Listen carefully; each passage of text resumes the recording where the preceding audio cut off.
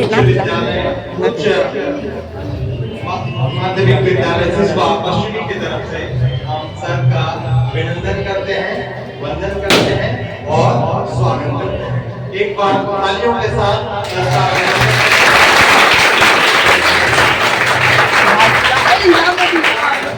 अब मैं आमंत्रित करता हूँ हमारे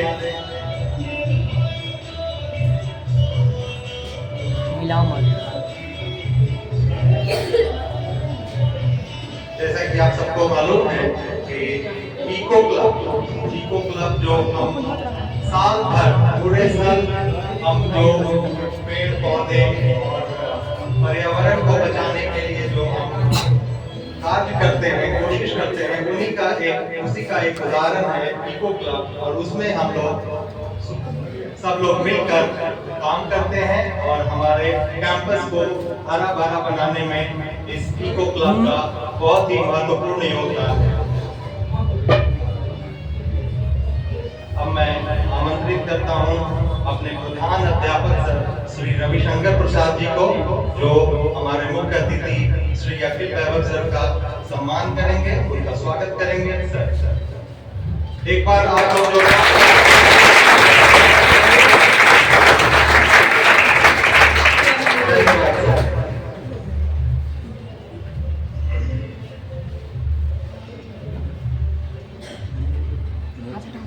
आगे की कार्यवाही को, सभा की कार्यवाही को अब शुरू करते हैं। और जैसा कि आप सबको मालूम है कि हमारे बीच जिला परियोजना पदाधिकारी, योजना एवं लेखा के अधिकारी श्री अखिल वैभव सर और श्री रामलाल सर भी हमारे साथ हमारे विद्यालय में उपस्थित हैं। अब हम सबसे पहले जो भाषण प्रतियोगिता है, उनके कुछ प्रतिभागी हैं, उनका भाषण करवाएंगे। बारी बारी से क्रमबद्ध तरीके से वो बच्चे आएंगे और अपनी प्रस्तुति सर के सामने समक्ष प्रस्तुत करेंगे। तो सबसे पहले मैं आमंत्रित कर रहा हूँ दीपमाला कुमारी, कक्षा 9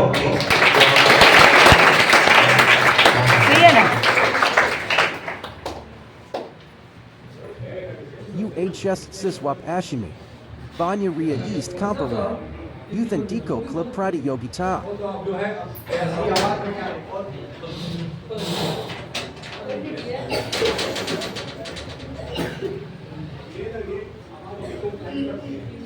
मैं दीपमाला कुमारी वर्ग 9 की छात्रा हूँ। यहाँ उपस्थित मुख्य अतिथिगण, प्रधान अध्यापक महोदय, समस्त शिक्षक और शिक्षिकागण और मेरे प्यारे दोस्त सहपाठियों, आप सभी का यूथ और इको क्लब में हार्दिक स्वागत है। जैसा कि आप सभी लोग जानते हैं कि प्रत्येक वर्ष 5 जून को विश्व पर्यावरण दिवस मनाया जाता है। इस दिवस को मनाने की घोषणा सर्वप्रथम संयुक्त राष्ट्र संघ द्वारा 1972 में की गई थी। इस दिवस को मनाने का मुख्य उद्देश्य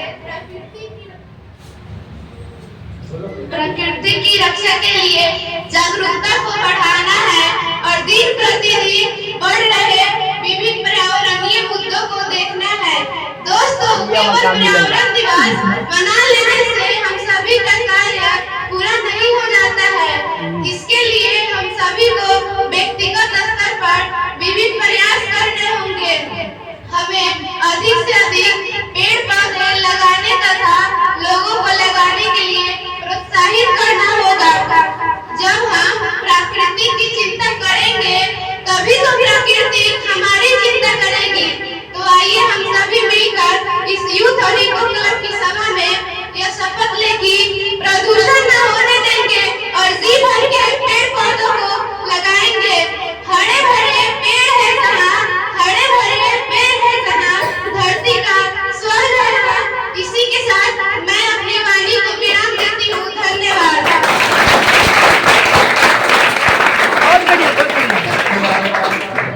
अब मैं जैसा कि ओपनिंग नोट से शुरुआत हुई है अपने भाषण से, हमारे प्रति भाई दीपमाला ने अब हमने पहले बच्चों को अवसर दिया है और अब जो मैं सबसे पहले अपने प्रधानाध्यापक महोदय को आमंत्रित करता हूं कि वो अपने शुभाशीष शुभ आशीर्वाद से हम सबको प्रेरित करें और उत्साहवर्धन करें। Sir please.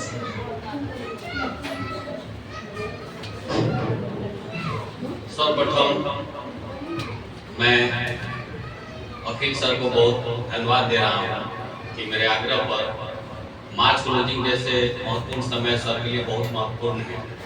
बहुत सारे काम की जिम्मेदारी उनके ऊपर है, लेकिन हमारे बच्चों के लिए समय दिए। और मैं 3 दिन से प्रयास इसलिए कर रहा था कि पिछला बार सर जो है हमको आश्वासन दिए थे और सर आ नहीं पाए थे, और बच्चों में यह हम पहले ही प्रयास कर दिए थे कि हमारे सर आ रहे हैं। तो इस बार जब मैं बच्चों से बोला तो उनको लगा कि नहीं सर इस बार भी नहीं आएंगे, इसीलिए मैं सर को बार बार फोन कर रहा था कि सर बच्चे आपका बेसब्री से इंतजार कर रहे हैं, क्योंकि और सर समय निकाल कर आए हैं। इसके लिए मैं सर का जो है धन्यवाद करता हूँ। और हमारे भैया जो बैठे हुए हैं ये भी हमारे शुरू से हर कार्यक्रम में आते हैं, हमारे बच्चों का मनोबल बढ़ाते हैं। इनके लिए मैं उन सबों का धन्यवाद करता हूँ। सर को मैं थोड़ा सा ब्रीफ में बताना चाहता हूँ। मेरे यहाँ तब आप जो है सही दिशा की ओर अग्रसर होंगे। धन्यवाद सर। अब हम उसी गति को निरंतर बढ़ाते हुए मैं आमंत्रित कर रहा हूँ विद्या कुमारी को, जो हमारे भाषण प्रतियोगिता की दूसरी प्रतिभागी। आ जाइए विद्या। माइक तो पकड़ने पहले कम शब्दों में अपनी बातों को कहें। ताली ना बजाए मैं बिंदु कुमारी वर्ग 9 की छात्रा हूँ। यहाँ उपस्थित आदरणीय मुख्य अतिथिगण तथा प्रधानाध्यापक महोदय, शिक्षकगण और मेरे प्रिय साथियों एवं सहपाठियों, आप सभी को यूथ और इको क्लब में हार्दिक स्वागत है। वनों की ऐसी कटाई दिखने लगी है, प्रकृति भी उसमें चीखने लगी है। मानव जाति ने ऐसा सर्वनाश किया, अब तो ऑक्सीजन भी बिकने लगी है, अब तो ऑक्सीजन भी बिकने लगी है। पेड़ पौधों का महत्व सबको बताना पड़ेगा, सबको मिलकर आगे एक पौधा लगाना भी पड़ेगा। अगर चाहते हो संपूर्ण मानव जाति की भलाई, अगर चाहते हो संपूर्ण मानव जाति की भलाई, तो सबको मिलकर आगे आना ही पड़ेगा, सबको मिलकर आगे आना ही पड़ेगा।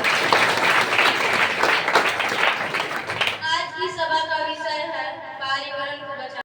बिल्कुल भी नहीं, हम हमेशा ऐसे वातावरण में रहना चाहेंगे जो हमारे और दूसरों के लिए भी सुरक्षित हो।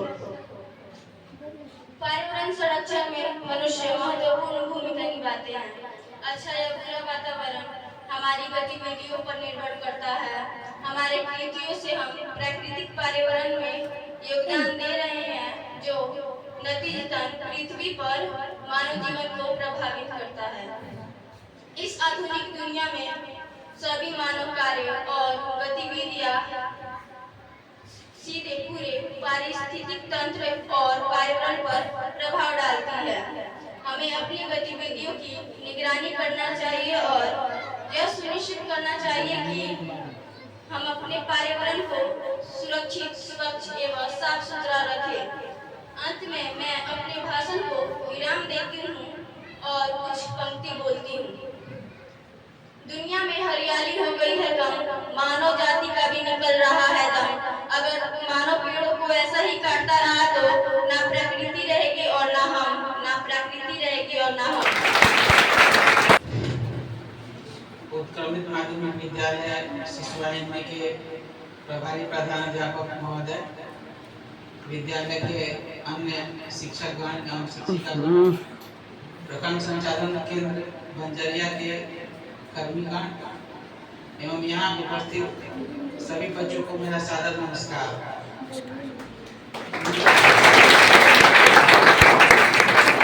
नमस्कार। मुझे यह देखकर बहुत अच्छा लगा कि यहाँ पर विद्यालय में यूथ एंड इको क्लब की एक्टिविटीज कराई जा रही हैं, क्योंकि कुछ विद्यालयों में सिर्फ या नाम के लिए होता है। वो बिल बना लेते हैं और अपना पैसा निकाल लेते हैं। लेकिन यहाँ पे काम हो रहा है, मुझे अच्छा लगा देख के कि आप लोग एक्टिविटीज करा रहे हैं। ये जो बच्चों में पेंटिंग मॉडल मेरे सामने रखा हुआ है, और भी मॉडल मैं देखना चाहता हूँ किसने किसने क्या क्या बनाया। अच्छा है, आप लोग बहुत मेहनत कर रहे हैं। तो इस योजना का उद्देश्य मुख्य रूप से यही है कि पर्यावरण के प्रति बच्चों को संवेदनशील किया जाए, क्योंकि बच्चे ही भविष्य हैं। आगे जाकर आप लोग युवा पीढ़ी बनेंगे और भारत का नया भविष्य बनेंगे। तो जब पर्यावरण के प्रति आपके अंदर संवेदनशीलता होगी तो आप ही पर्यावरण को बचा पाएंगे। छोटी छोटी चीजों से हम पर्यावरण में बड़ा बदलाव ला सकते हैं। जैसे कि आप लोग कभी कभी नल खुला छोड़ देते होंगे, उसको बंद कर दीजिए, पानी बचेगा। कभी कभी ट्रैफिक लाइट पे हम रुक जाते हैं, मोटरसाइकिल ऑन रखते हैं, उससे धुआं निकल रहा है, वायु प्रदूषण हो रहा है, आवाज भी निकल रहा है, ध्वनि प्रदूषण हो रहा है। हम ट्रैफिक लाइट पे 2 मिनट के लिए बंद कर सकते हैं। छोटी छोटी चीजें, आपके आसपास पेड़ पौधे होंगे, भले सूख जाते होंगे लेकिन कभी कोई पानी नहीं देता होगा। आप उस आगे आइए, नहीं ये पेड़ मेरा है, इससे हमको ऑक्सीजन मिल रहा है, हम इसको पानी देंगे, हम इसको पर्यावरण के प्रति सच्ची संवेदनशीलता यही है कि हम उन सब चीजों को करें जिससे पर्यावरण सुधरेगा। जैसे कि हम दुकान में जाते हैं, दूध लिए, उसके साथ फिर एक प्लास्टिक के पैकेट भी लेंगे, एक प्लास्टिक का दे दो बाबू। अब वो प्लास्टिक कचरे बनेगा और पर्यावरण को प्रदूषित करेगा। हम घर से ही झोला लेके जाएं कपड़े का झोला में सब्जी लेके आ जाएं, दूध लेके आ जाएं, ब्रेड लेके जो लेके आना है। अब प्लास्टिक लेके जाएंगे तो क्या होगा, वो प्लास्टिक कहीं फेंकेंगे और वो कचरा बनेगा। छोटी छोटी चीजें हैं, लेकिन अगर आप इस पे ध्यान देंगे तो पर्यावरण के प्रति सच में यही सबसे बड़ी एक्टिविटी है। दूसरी बात यह है, हम लोग जैसे अब आगे बढ़े, आप बड़े होंगे, कॉलेज में जाएंगे, ठीक है, बोलेंगे पापा मेरे लिए मोटरसाइकिल खरीद लीजिए, स्कूटी खरीद लीजिए। मैं कहूँगा आप लोग ग्रीन पे जाइए, स्विच टू ग्रीन। जिसके कॉलेज में हॉस्टल और कॉलेज की दूरी कम है वो साइकिल यूज कीजिए, नहीं तो आजकल बैटरी वाला जो आ गया, बैटरी वाला स्कूटी, वो सब यूज कीजिए। अगला ये है कि हम लोग पूरा कचरा कहीं फेंक देते हैं। पार्ले जी का बिस्किट खाया, फेंक दिया। हाँ, आप छोटा डस्टबिन अपने घर में भी रखिए, छोटा डस्टबिन अपने क्लास में भी रखिए, ताकि कहीं पूरा कचरा, यहाँ डस्टबिन रखे आप। हाँ, अगला चीज ये है कि किसी चीज को पूरा से कैसे यूज में लाएं। जैसे न्यूज़पेपर है, न्यूज़पेपर फेंक दिया, ठीक है, क्या कीजिए, न्यूज़पेपर को उसे फूल रखने वाला बना लीजिए, न्यूज़पेपर से पेन रखने वाला बना लीजिए और उसको खूब अच्छा कलर पेंट कर दीजिए। वो क्या हो गया, कबाड़ से क्या यूज में आ गया, कहीं फेंक देते न्यूज़पेपर को, उसको भूजा करके फेंक देते, अब वो उससे अच्छा चीज बन गया, आपका पैसा भी बच गया और पूरा कचरा से सामान यूज में भी आ गया। छोटी छोटी चीजें आप लोग ध्यान देंगे तो बहुत हम लोग के लिए अच्छा रहेगा। और आप लोग एक्टिविटी अच्छा कर रहे हैं, ऐसे ही आगे करते रहे, भविष्य में आप ही लोग देश के भविष्य हैं। धीरे धीरे पर्यावरण हमारा स्वतः बेहतर होगा और आप लोग अच्छे टीचर भी दिख रहे हैं, यूथ क्लब का टीचर, इसके लिए मैं प्रधानाध्यापक महोदय को धन्यवाद देता हूँ।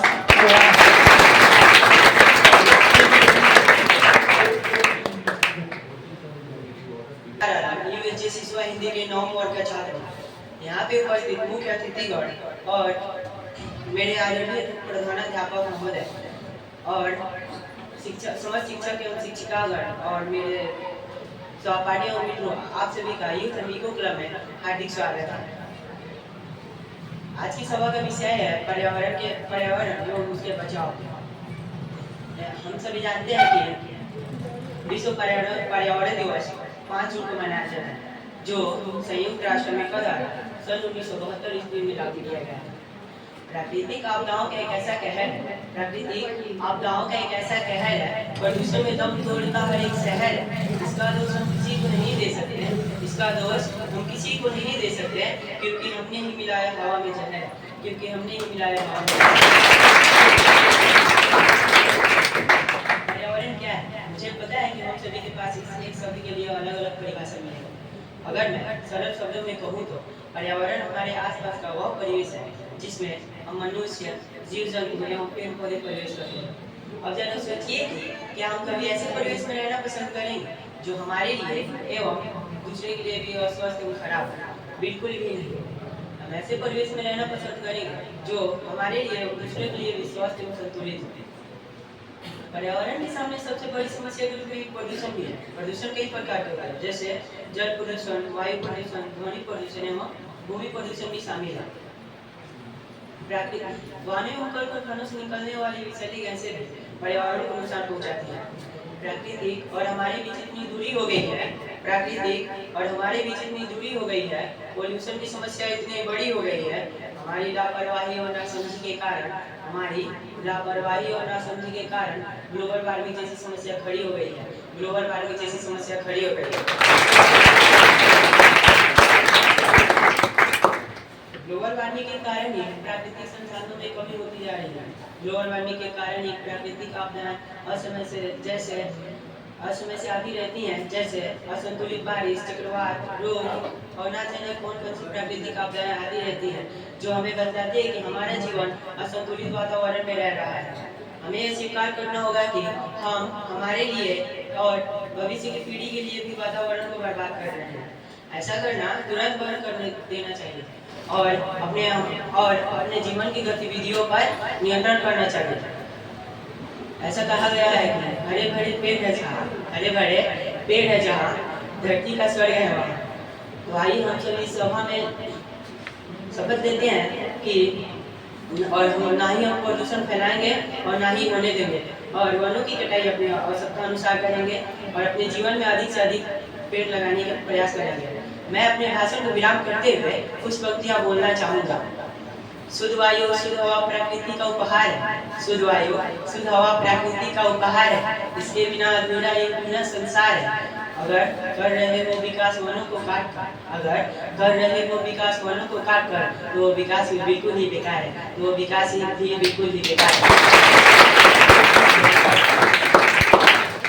धन्यवाद निसार, आपने बहुत अच्छी बातें कही। हमारे पर्यावरण को कैसे हम सुरक्षित रख सकते हैं सबके बारे में। और अब बारी है पारितोषिक वितरण, जिसको हम प्राइज डिस्ट्रीब्यूशन भी कहते हैं, है ना? खड़ा हो सकते हैं, खड़ा हो सकते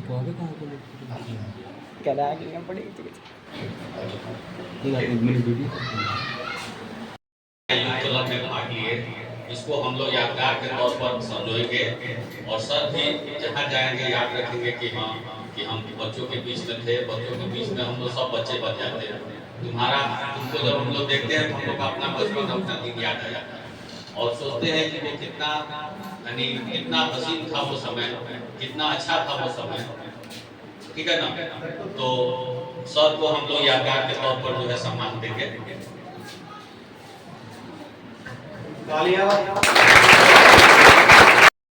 रोहित सर का हम शुक्रिया अदा करते हैं कि वो जब भी उनको बोला है बिल्कुल अब हम कागज पर नहीं चलाते हैं, हमारे यहाँ काम होता है। मुझे खुशी है कि रोहित जी इस बीमारी को बहुत अच्छा से निर्वहन करते हैं। इसमें प्रीति मधुर जी का भी मैं धन्यवाद करता हूँ क्योंकि वो बालिकाओं का नहीं लूंगा। सर के पास कार्यक्रम है और ऋषभ जी को आमंत्रित करता हूँ आगे का कार्यक्रम बढ़ाए। धन्यवाद सर, आपके उत्साह सर प्रतिभा की धनी है। इसने जो है न सिर्फ हमारे एकेडमिक्स में अच्छा करती है बल्कि इको क्लब